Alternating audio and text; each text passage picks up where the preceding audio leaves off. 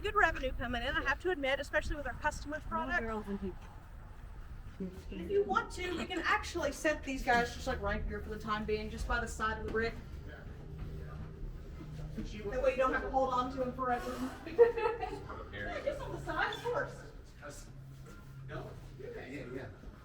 And now, I've got 3 barrels down here. Now, what I was mentioning earlier is something called our Origin Series. And our Origin Series is going to be 100% Bardstown Bourbon Company bourbons and whiskeys that we're going to be putting out coming next year. And what I mean by that is, we're only 6 years old. For a little while, we've had to source out. Kind of like borrowing a cup of sugar from a neighbor, just until we reach this peak age of 6 years. We wanted to wait 6 years because we wanted something to taste pretty good and let it have that age. Bourbon ages low and slow. You know, if you take a 2 or 3 year bourbon and have us drink of it, you're going to notice some harshness on there, right? A little bit of heat, very high profile grain. But whenever it sits in the barrel, it's going to contract the bourbon out and then expand it in. So a constant push and pull over the seasons is what's giving you that flavor. So the longer it sits in here, the more mellow it's going to get over time. Some more flavors that you're going to notice. So today we're going to be trying, first off, a wheated bourbon. Then we're going to try a rye bourbon. Then lastly, we're going to be trying a surprise. Something that I'm not going to mention yet. I want you to see if you can learn a little bit from these two, see if you can taste the differences, and then go to this last one, see if you can recognize what this is. So this guy right here is called a Whiskey Thief. It's pretty much like a giant copper straw. If you've ever played with your straw in a drink before, dip it in, put your finger over top, and then pull it out. Except this time, we're taking whiskey out and not Sprite. So I'm going to go ahead and let this guy sit in here and soak for a second. We're literally stealing out of the barrel.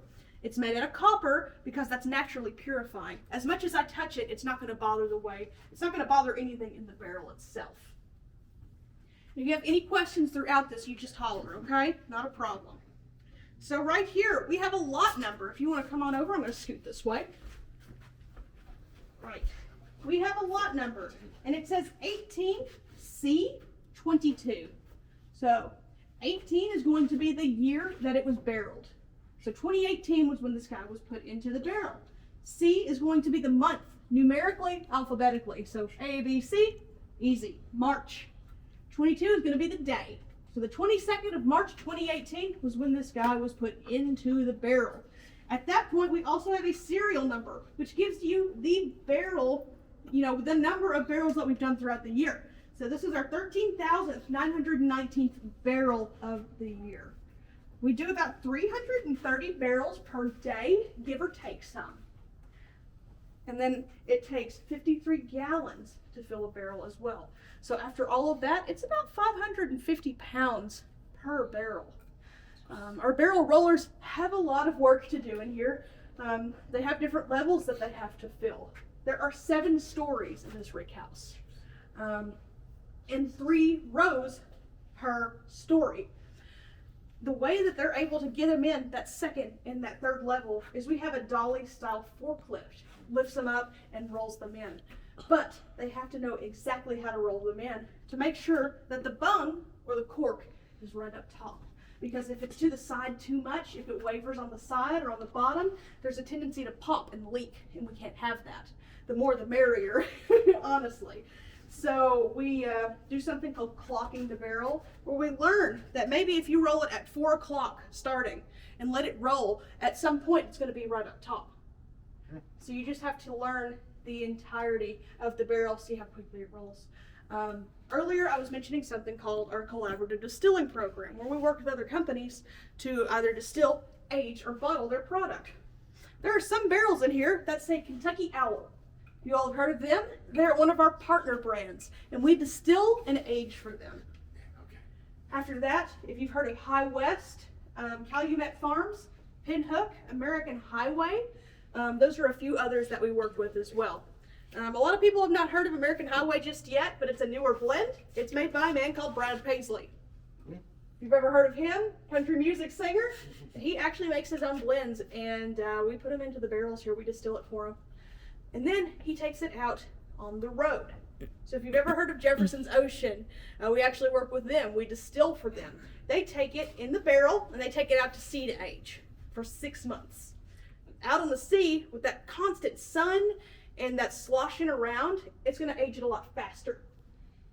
So with his American Highway Reserve, he's taking it in a tractor trailer that can hold up to 90 barrels. Wow. So a lot of weight, and he's taking it on tour with him. So just an interesting concept. It's, you know, it's Jefferson's but on the road in a sense. But he wanted to be a master blender, so all in all, he decided to come to us to work with. So let's go ahead and get you all poured up with a little bit of this wheated bourbon. Just giving y'all a quick word of warning, this is cask strength. So about 115 to 125 proof. I normally say 120 is the roundabout. I'm gonna walk my way around, all right? Fill her up. Absolutely. Exactly right. What do we hear? Take it, go. Is that enough? Are you sure? That's perfect. I can taste it. I'll take 10. There you I go. know. Can you imagine 6? So yeah, these are all going to be 6-year products by the end of it. Yeah. So 2 more we have years to 6-year this. products in here. Amazing. Say if the government comes in here, takes a look around, we have it safe for them. Is it tax different? The tax is higher. Okay, that's Yeah, what the I tax figured. is Uncle also Sam higher takes on his the cut. bottom bond, yeah. Yep. But our master distiller actually came up with this mash bill. His name is Steve Nally, and he's been in the bourbon business for over 50 years. Bourbon Hall of Famer, really cool guy. He actually started out in his early 20s at Maker's Mark as a janitor. Wow. Did every possible job at Maker's Mark until he made it up to master distiller. And he did that for a long time. He worked there for about 33 years. Was their master distiller for about 15 of those years. At that point, he took a semi-retirement, moved to Wyoming, and made another distillery. So he has a distillery out there that he keeps an eye on as well. At that point, our founder, Peter Lofton, decided to call him over here. And Peter Lofton had the revenue as well as the idea for this place. It was supposed to be a craft distillery for people to make their own bourbon and whiskey. People liked it a lot more, so it became more than just craft. But yeah, it did start out as a very small distillery, broke ground in 2014, started distilling in 2016. But he called Steve Nally up, said, "Hey, we could use your knowledge here, as well as your coworkers." And so we brought them all here. And all in all, we have over 18 years of knowledge, only being 6 years old. Talk about the American dream. I know, right? It is the American dream, starting from the bottom, building your way up, right? It's a very, very cool thing. But this is his mash bill. We call him the king of wheat because at Maker's Mark, you work with wheated bourbon. And he made that mash bill himself. So he knows exactly what's going on. He has a very refined palate. He is a very humble man.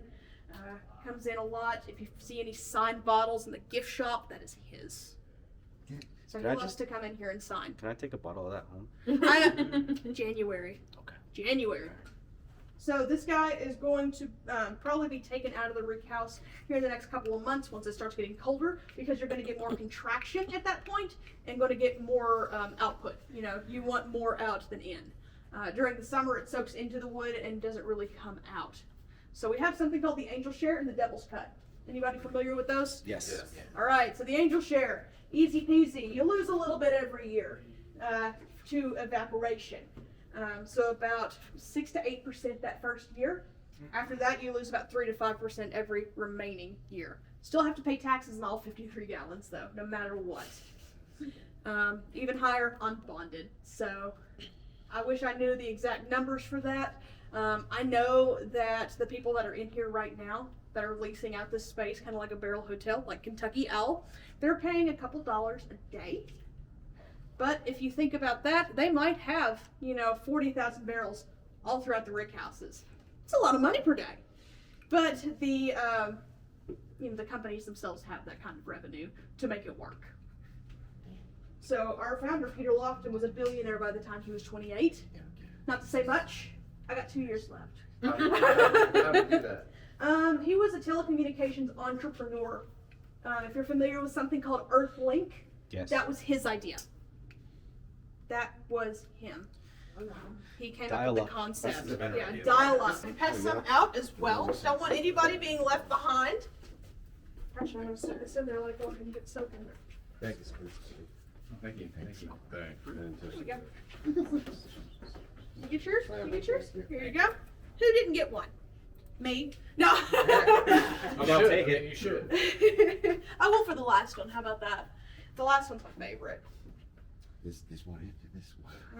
Alright, I know, right? Take it first. So this one right here is a 75% corn. So higher corn ratio, 21% rye, and 4% malted barley. So less barley, more corn, very even amount of rye for a high rye content. Is there a minimum number for rye? No. To be considered a rye whiskey? Like To be Templeton considered rye? a rye whiskey, at least 20%. Oh. At least 20%. That is still kind of low though on the rye scale. Yeah, For a rye whiskey. well, for a rye bourbon, it's not. For a rye whiskey, you want a higher rye content than that. But for a rye bourbon, 21% or higher is actually considered a high rye content. Okay. So spicier. Wow. All right. And it still meets the bourbon criteria for the Yeah. At least 51% corn, brand new charred oak barrel, at least a year and a day. beautiful. To be considered a straight bourbon, it has to be in the barrel for at least a year and a day because of taxes. That's what that day is for. Gotta love the taxes. These guys are like property to the government. So. So you pay taxes on 2 years because it's a year and a day. Mm-hmm. Exactly. Yep. I'm gonna walk around this way. Ha! Funny stories.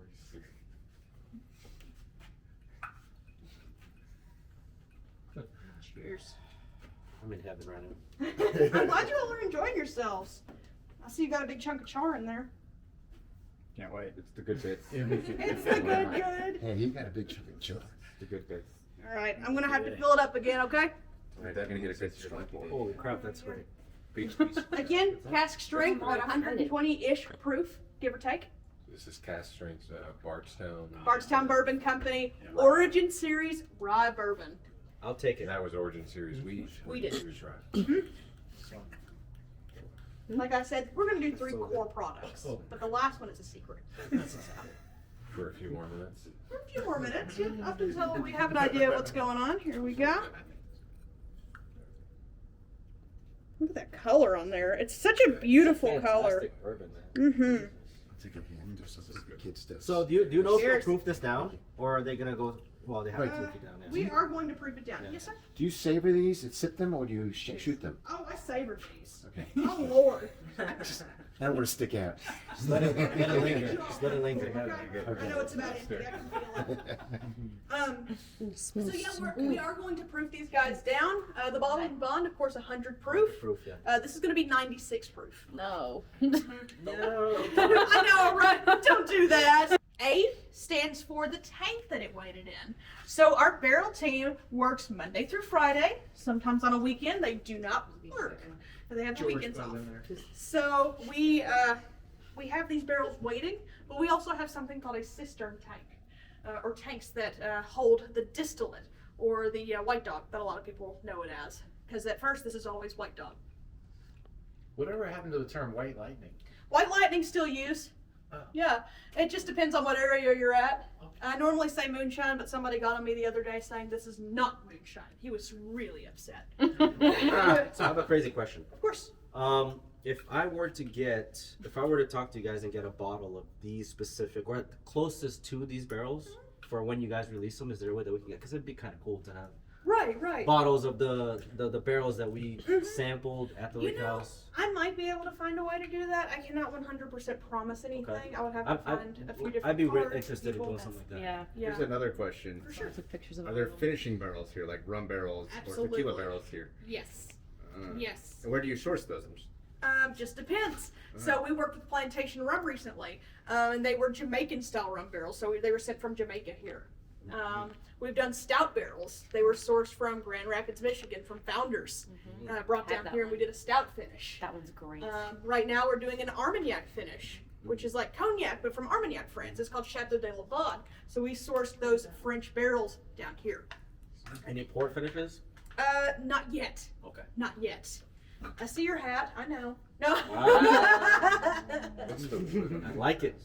This is white oak. White oak. Yeah. They come local from Lebanon, Mhm. Cooper. Yeah. Yep, Cooperage and Kentucky is a good oak producer, as well as other places. We do have to source that a little bit, but White oak as well. yeah, it all has to be white oak for bourbon. Of course, once these guys are done though, because you can only use it once for bourbon, Yep. at that point you can use it for just about anything else as long as it's not bourbon. Do you guys Do- distribute out to any of the scotches? Obviously you Oh, do. absolutely. Sure you do. Yeah.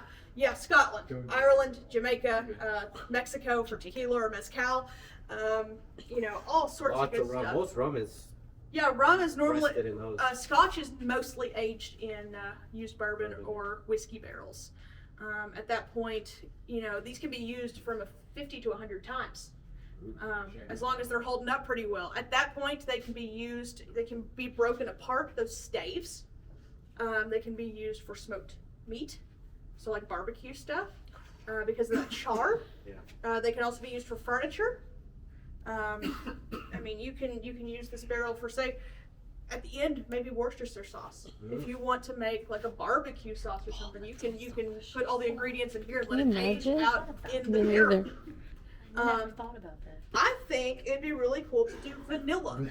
Oh. Of course, you know, vanilla is going. It takes a lot of vanilla to fill this guy up. But imagine a bourbon vanilla that's been aged in the barrel. I'll read the last one at the Okay, it's a new one. First come, first serve. There you go. I will feed this. All right, let me hold Ready, your cup. Dad, you need one? Dad, do you need one?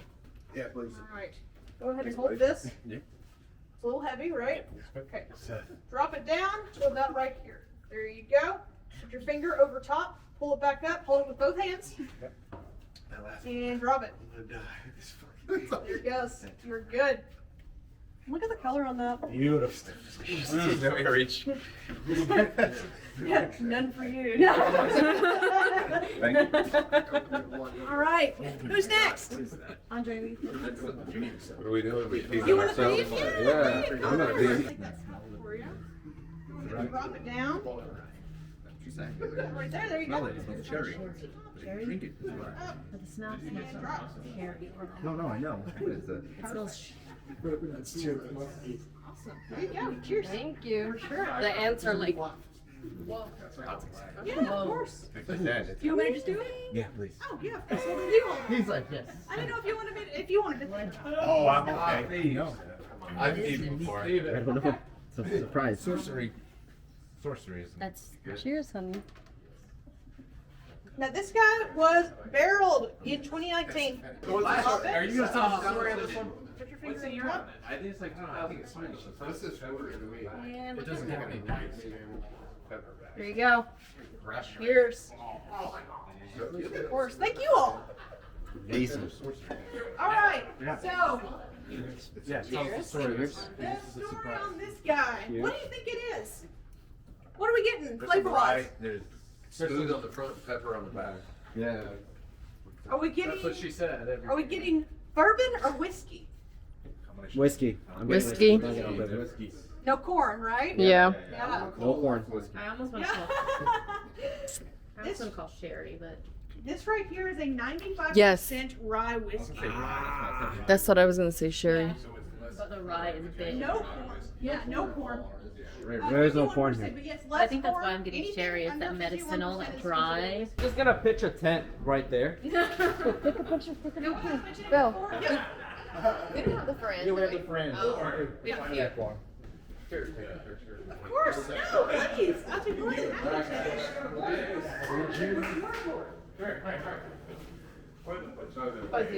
I put a styling on it.